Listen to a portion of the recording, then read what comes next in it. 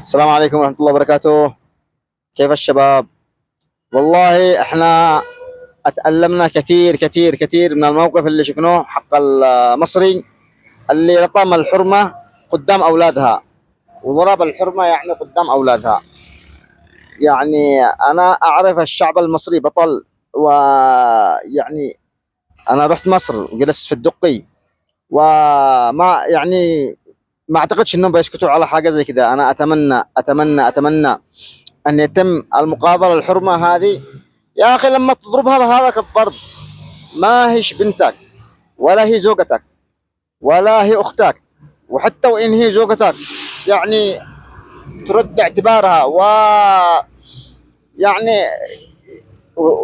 وترضيها. لكن بهذاك الضرب لما تضربها يا أخي وتصور إيش من حقارة فيه.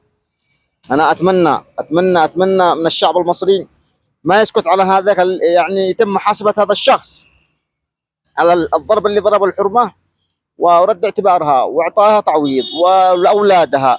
تمام. يعني يعني ايش اقول لك، يعطوا اولادها من والى كسوه و... ويعوضوها هي ويتم وتستقضي تستقضي نشوف نشوف امام الكاميرات الحرمه نفسها تستقضي ونشوف نشوف امام الكاميرات. حرام يا اخي يضربها. ايش من كبر، ايش من غرور، ايش من كبر في هذا. انا اتمنى من الشعب المصري ان يتم محاسبه هذا الرجل و... والحرمه تستقضي، ونشوف ان شاء الله يطلع ترند الفيديو. وشكرا. اخوكم محمد عبد الاسود.